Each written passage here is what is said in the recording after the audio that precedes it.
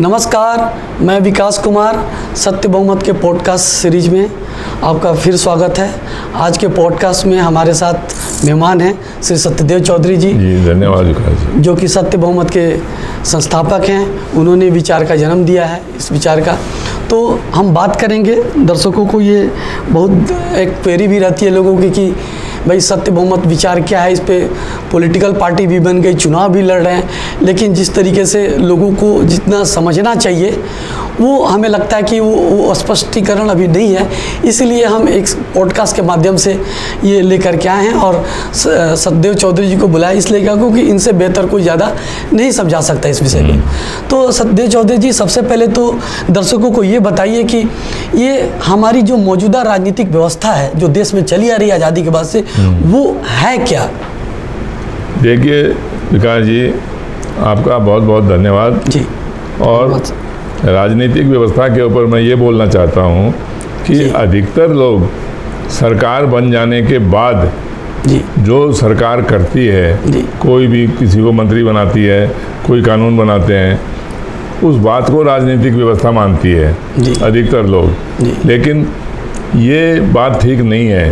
राजनीतिक व्यवस्था वास्तविकता में तो जो सरकार बनाने की विधि है, सरकार कैसे बनी, कैसे राजनीतिक व्यवस्था से सरकार बनी, उसको राजनीतिक व्यवस्था बोलते हैं। तो हमारी आज की जो वर्तमान राजनीतिक व्यवस्था है, इसको समझना जरूरी है कि आज की राजनीतिक व्यवस्था से सरकार कैसे बनी, बिल्कुल उसको हम राजनीतिक व्यवस्था बोलेंगे। तो आज की राजनीतिक व्यवस्था ये है कि पूरे देश के प्रतिनिधियों को चुनने के लिए 543 सांसदों का चुनाव होता है। उसके अंदर कितनी भी पार्टियां चुनाव में भाग लें, निर्दलीय हों या कोई भी दल के उम्मीदवार हों, जिसको सबसे ज़्यादा मतदान हो जाता है, जिसको मतदाता सबसे ज़्यादा वोट देते हैं, उसको हम विजयी मानते हैं। बिल्कुल। अब 543 सांसदों का चुनाव हो जाने के बाद हमारी राजनीतिक व्यवस्था में ये एक अनुमान लगा लिया गया, एक ये मान लिया गया कि जिसके बाद 272 सांसदों का जादुई आंकड़ा होगा या जिसके बाद 272 सांसदों का समर्थन होगा, उसको बहुमत से सरकार बनाने के लिए निमंत्रण दिया जाता है। तो ऐसा क्यों है?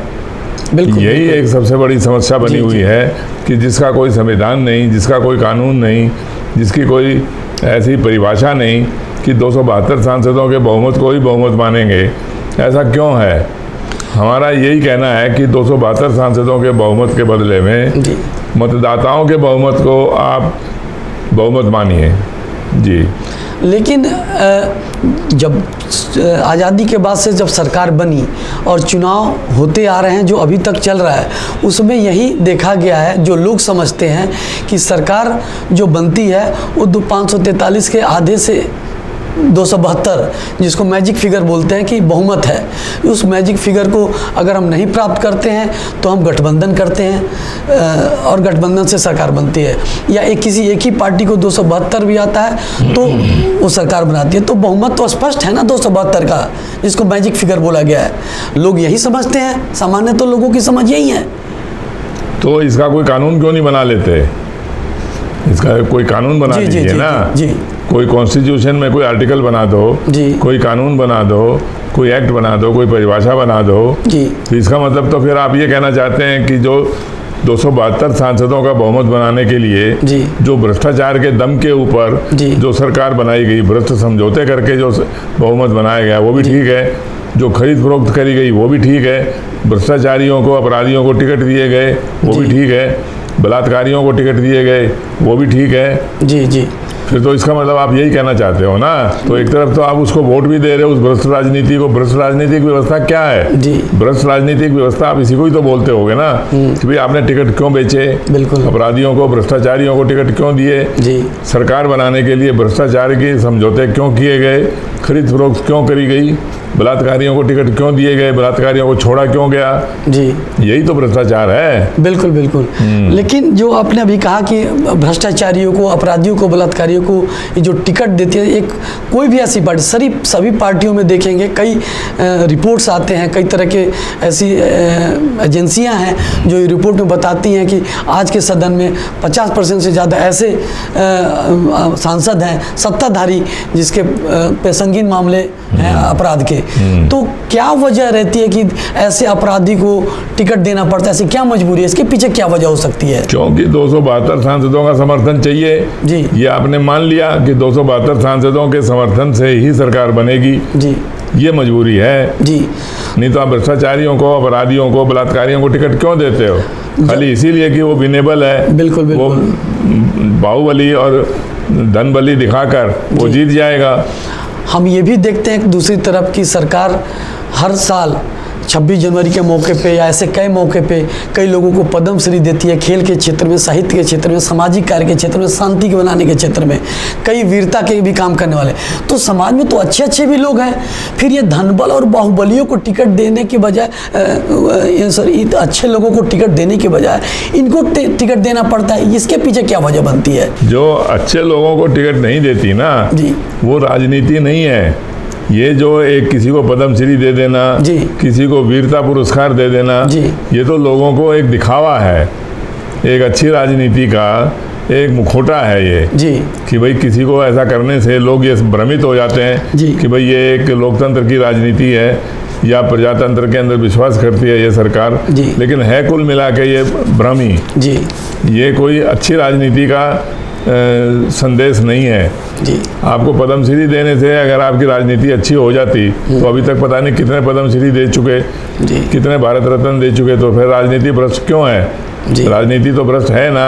बिल्कुल बिल्कुल। तो इसका मतलब आप ये मानते हैं कि सरकार बनाने के लिए जो ये गठबंधन चलता है, जो बहुमत का जो अब मैजिक फिगर है, ये बिल्कुल एक भ्रष्ट राजनीति है। बिल्कुल भ्रष्ट से भी भ्रष्ट राजनीति है। आपने चूंकि चुनाव भी लड़ा, ठीक है, पार्टी बनाई, विचार आपने सत्य बहुमत का दिया, उस पर भी बात करेंगे, लेकिन चुनाव लड़ा तो क्या आपको लगता है कि लोगों को इस बहुमत सरकार, चुनाव के बाद सरकार कैसी बनेगी, उस बहुमत के बारे में कुछ पता है लोगों को? नहीं, मैं जहाँ तक समझता हूँ कि अधिकतर लोगों को ये नहीं मालूम कि कैसे बहुमत से सरकार बनेगी। खाली बस वोट देना मेरा अधिकार है, मेरा कर्तव्य है, मेरा पता नहीं राष्ट्र के प्रति कौन सी निष्ठा है, इसके भ्रम में आके वो, और इस तरीके के चुनाव आयोग और सरकार और कुछ लोग इसका विज्ञापन करते हैं वोट देने का, उसके चक्कर में पड़ के मतदाता उसका मतदान कर देता है।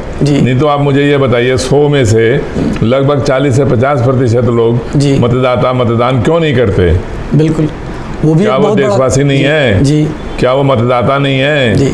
लेकिन क्योंकि वो 3, 4, 5 बार ही मतदान कर चुके, और जब उस मतदान करने से राजनीति अच्छी नहीं बनती तो उन्होंने मतदान करना छोड़ दिया। बिल्कुल बिल्कुल, बिल्कुल। तो इसका मतलब ये है कि इसके पीछे लोगों को भी अभी नहीं पता है, बहुत बड़े लार्ज स्केल पे लोगों को ये नहीं पता है कि ये बहुमत का मेन इसके पीछे कारण क्या है, बहुमत होना क्या चाहिए।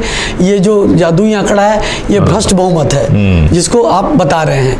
लेकिन अब बात आ रही थी जैसे कि अपराधी की, ये धनबली बाहुबली की, तो जब एक तरफ संसद में इतने बड़े स्तर पे जब अपराधी पहुंचेंगे तो चौधरी साहब ये बताइए कि ये तो फिर आम बात हो जाएगी। ये जितनी अराजकता फैल रही है, जो दिखाई दे रही है, चाहे वो अभी हाल की घटना में एक कोलकाता में एक ट्रेनी डॉक्टर के साथ बलात्कार और हत्या हुआ, तो या ऐसा नहीं कि इससे पहले एक दामिनी हुआ था जब कांग्रेस की सरकार में जितने तरह से घृणित उसका बलात्कार हुआ था उसका जघन्य रूप से।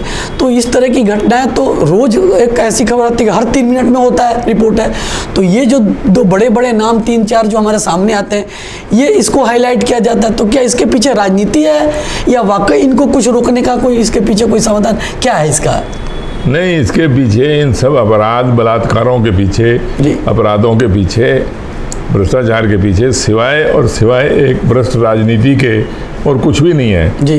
अगर राजनीतिक व्यवस्था अच्छी बन जाए, यानी सरकार बनाने की नीति अगर अच्छी बन जाए जी, जिसमें सांसदों का कुछ योगदान हो, मतदाताओं का कुछ प्रमुखता से भाग लेने की कोई साझेदारी बने, तो ये सारी बातों का सुलझाना हो सकता है, सारी बातों का निदान हो सकता है। लेकिन क्योंकि मतदाताओं का इस राजनीतिक व्यवस्था में कोई लेना देना है नहीं, वो तो एक बार ऐसे ही लाइन लगा के मतदान करके चले जाते हैं, कोई किसी लालच में, कोई किसी लालच में।